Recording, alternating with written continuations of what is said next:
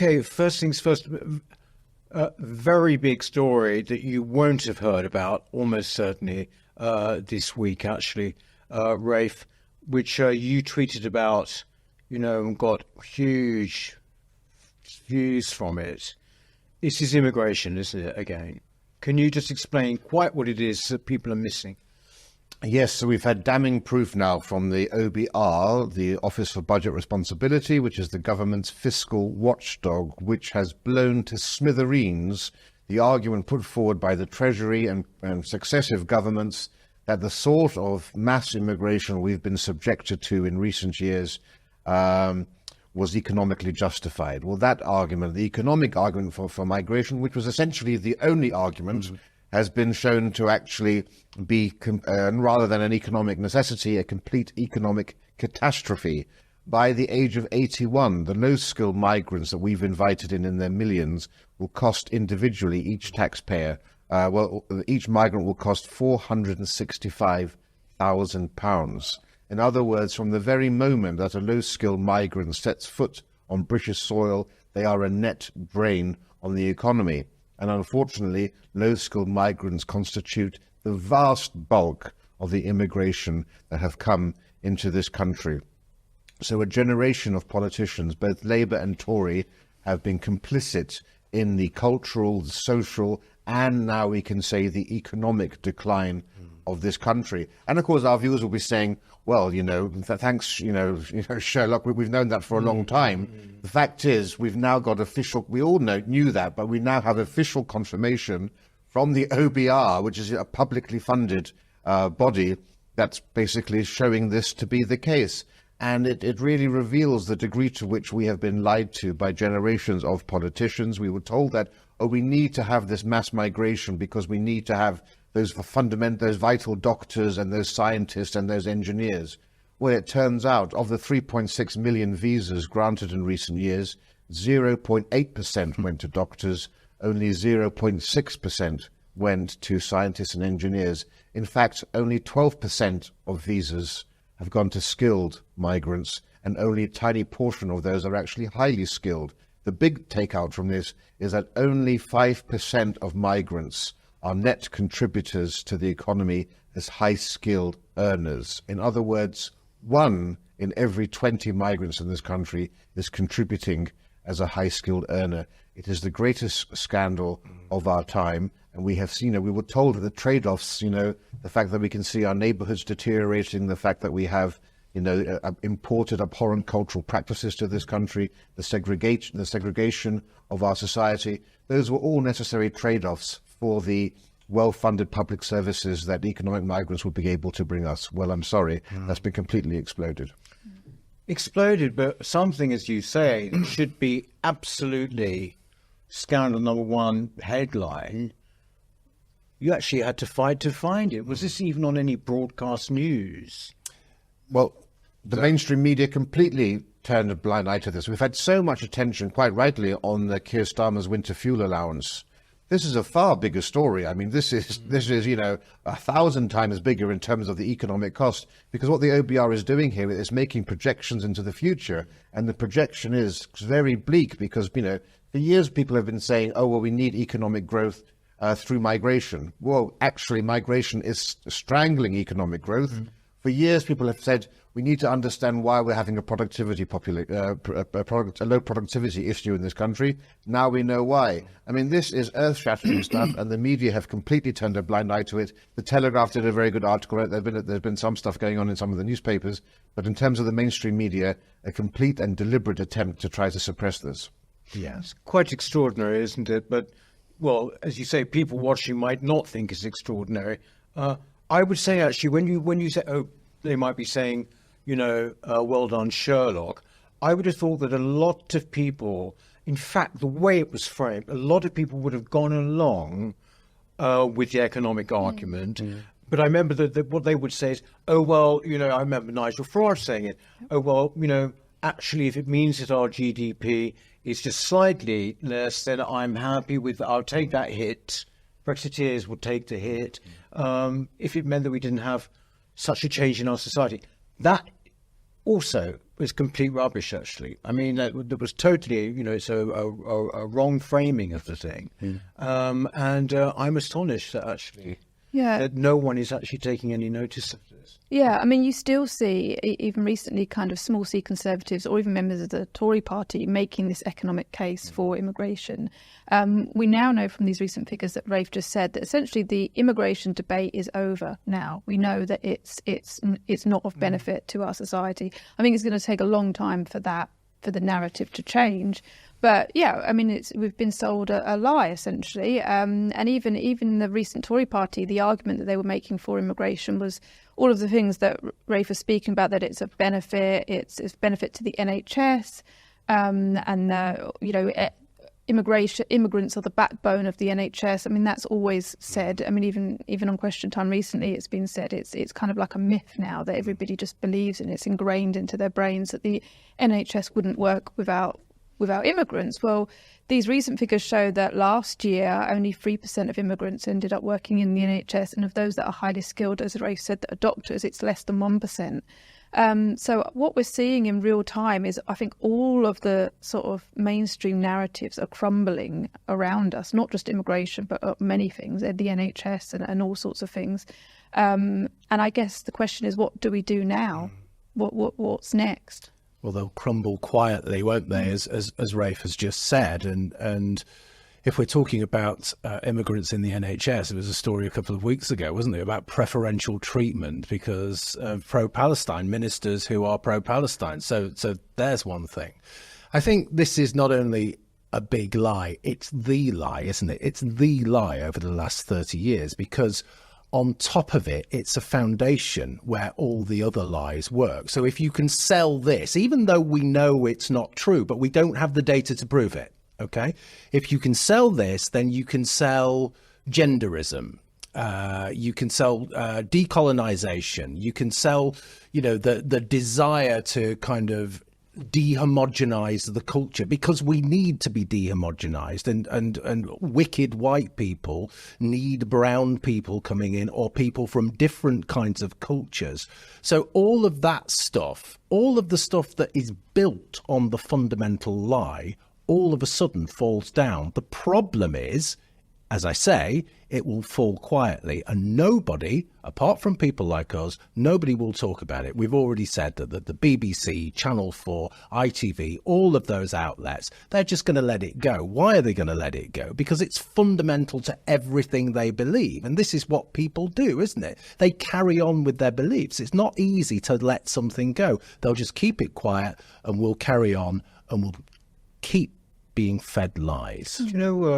Apparently, the OBR, the Office of Budgetary Responsibility, hardly a kind of right-wing head-banging organisation, which I have to say is quite odd that they've come out with this right at this time. But anyway, they apparently have finessed the figures which did not include dependents. Yes, so they're engaged in their own skullduggery because, of course, yes. So when I say that a low-skilled migrant will cost £465,000, that's without their dependents. And of course, we know that the dependents are a much greater cost because they bring over many dependents. And the OBR, I think, aware of how damaging this looked, was also trying to massage the figures here.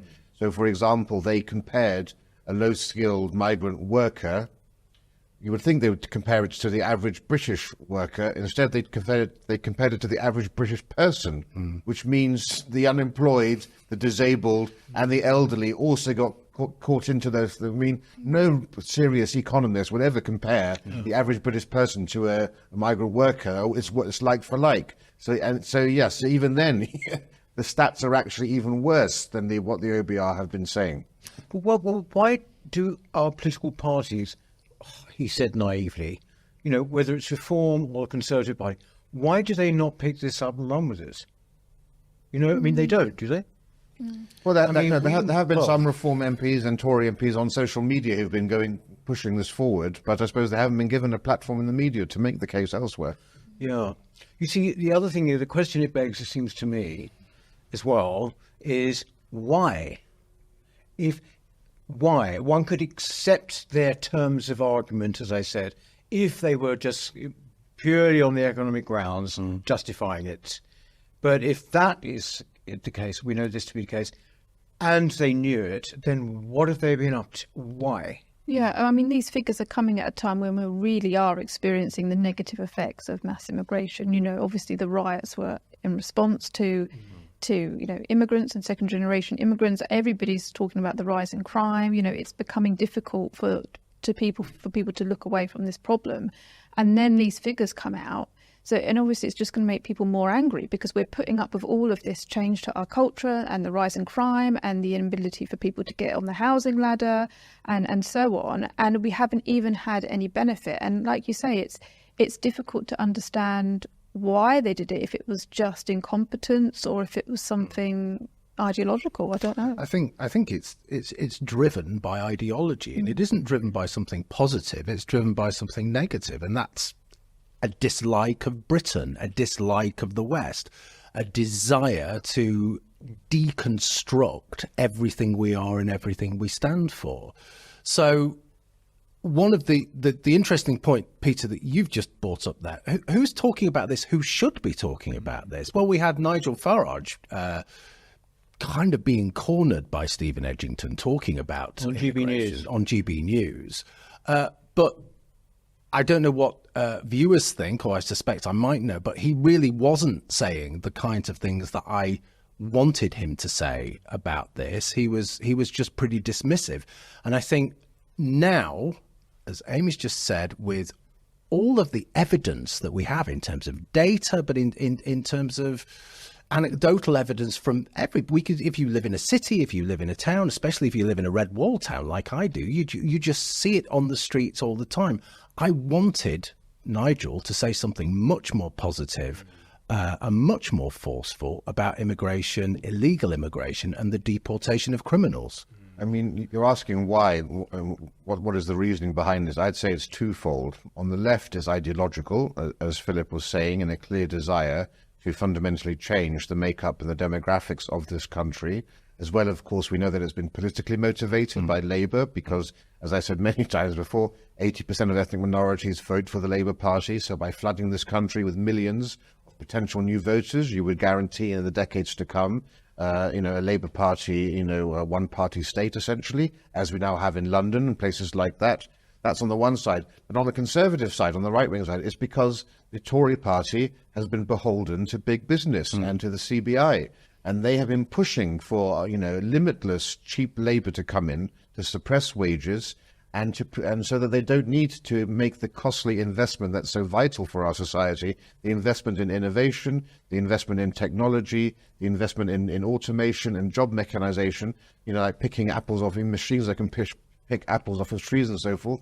So you don't need those low-skilled migrants in the first place. And so they are all equally culpable from all political stripes for different reasons, but they've all got us into this mess, and we must never forget and never forgive those who did this to us. I think with the Tory party as well, I think the economic argument there is absolutely sound, Rafe, and you're right. But there's also a cultural thing as well, and it's that the Tories have been woke light for the last 15 years. Yeah. They've been trying to get the centre ground, and they've been trying to grab those leftist voters, which they were never going to do because they hate them. But they've culturally, they have been backing this, and I think it goes slightly beyond the economic argument, and they're trying to be accepted by the chattering classes, and of course it will never work. On this point as well about one-party states, this is what in fact is happening in America with the Democrats and sort of gerrymandering system whereby some people say, well, they're actually going to give illegal migrants the right to vote. It's not quite as straightforward. I think it's about basically using the numbers to get more seats on the electoral college, as it were, more votes, which will, of course, help the Democrats in certain states. This is red pill stuff, isn't it? I mean, basically changing of a whole society. It seems to me as well that it's come, fortunately, via European countries. We are learning, aren't we, about crime wave and immigration, and about this as well. I think the actual costs of migration first came out of the Netherlands, I believe it was. That's right. Well, and Denmark as well. So in Denmark, they've luckily been collecting data on the nationality of migrants, and essentially we can see very clearly from their evidence that if migrants come from the Middle East, if they come from North Africa, if they come from Pakistan, from Bangladesh, or from Turkey, they are a net drain on the economy. If they come from places like India and China, they are a net benefit to the economy to a certain degree. And then if they come from the West and more broadly, they are an unalloyed good to the economy. It's quite clear. Nobody, of course, in this country is brave enough to present that data because I think they know how explosive it's going to be given the scale of immigration we've had from Pakistan, from Bangladesh, from the Middle East, and from North Africa, etc. But I think, it's quite clear what's going on, because surely nobody should be opposed to having more information, more data. The more data we have, the more we can discern who should come to this country and who shouldn't come to this country. Thing is, as well, of course, is the ideological foundations of the people who are pro-migration would obviously are crumbling. But also, it takes moral courage to say, well, actually, maybe we were wrong. I mean, none of these broadcasters are going to do that, are they? I mean, on any issue with the left, and I use that term, advisedly, they tend to, recoil, obviously, from saying, well, actually, that was a failed experiment. Oh yeah, they'll be saying diversity is our strength till the grave. They won't let go of that. But multiculturalism has failed, and that's what most people are waking up to now. And most of Europe is waking up to, as we spoke about last week. Germany is closing its borders, and I expect more countries in Europe will do the same. A big part of Trump's campaign is or should be, immigration. And it's an issue that people are talking about, across the Anglosphere now. It is the issue, as Philip said. And it's becoming more and more commonplace to be able to talk about it and not worry about being called racist, because so many different groups now are negatively affected by it. But yeah, of course, in terms of the institutions and our culture, diversity will still be pushed no matter what. I don't think they could ever let go of that. Yes. Okay, diversity is our strength. This mantra, basically. I think you could find it disparate. Until quite recently, what one always used to hear was Islam is the religion of peace. Yeah. I don't know if you've noticed, but you don't hear that. No, you only hear it ironically now. You just don't. Yeah. I remember the last time I heard it was Theresa May, which would have been the 2017 attacks, I think. And you don't hear it now. So in fact, it might go. Yeah, I think it's as we were saying last week. The problem is that it's later than we think, and it's always later than we think. And we come to the catastrophe without having any real preparation, because they won't let us have any real preparation.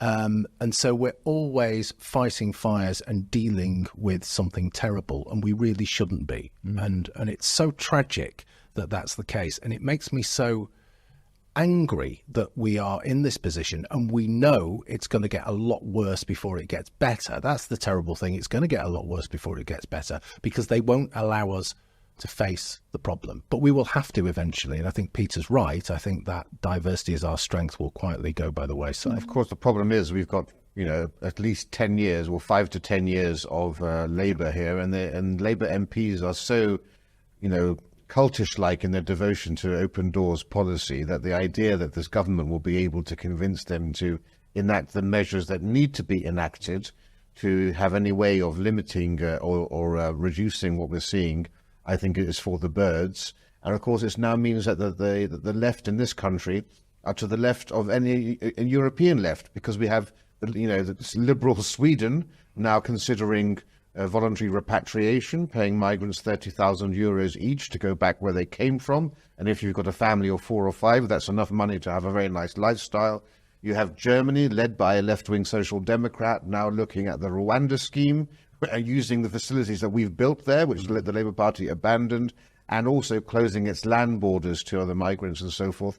Of course, you've got places like Poland and Hungary and so forth. So, we in this country look like we're going to be the pariah when it comes to our policies on migration. Do you think as well that there is this thing, you talk about open borders, there is this thing of suicidal empathy as well? Yeah. I mean that, people in our ruling class, for want of a better expression, see their duty as to be to the world, not to the country, to humanity. Well, that's the globalist kind of mindset, isn't it? That we're not a nation or we're not a country. We're something that is for everyone, which of course doesn't make sense, because how can resources here be for everyone? But you see it in the NHS, the idea that you should just treat anybody that turns up, and asylum seekers are given, illegal asylum seekers are given hotels and places to stay, but it's just not sustainable. And I think everybody is realising that it's not sustainable, and perhaps that it will gradually things will just change, and we'll accept that we no longer see things in that way, because it can't continue. And it's a kind of narcissistic empathy as well. It's a kind of, look at me, aren't I kind? Aren't I one of the good people? And we will open the doors and the borders, and we will welcome everybody, but we will treat Tories terribly, and we will treat right-wing people awfully. It's all you have to do is just scratch below the surface, and you see the ideology there in plain sight. Also, just, when you get these kids going on their gap years and helping, in Nicaragua or wherever, it wouldn't even cross their minds to go somewhere closer to home, to do some kind of work, to show real empathy. It always has to be the exotic outsider. That is how they sort of see it. Anyway.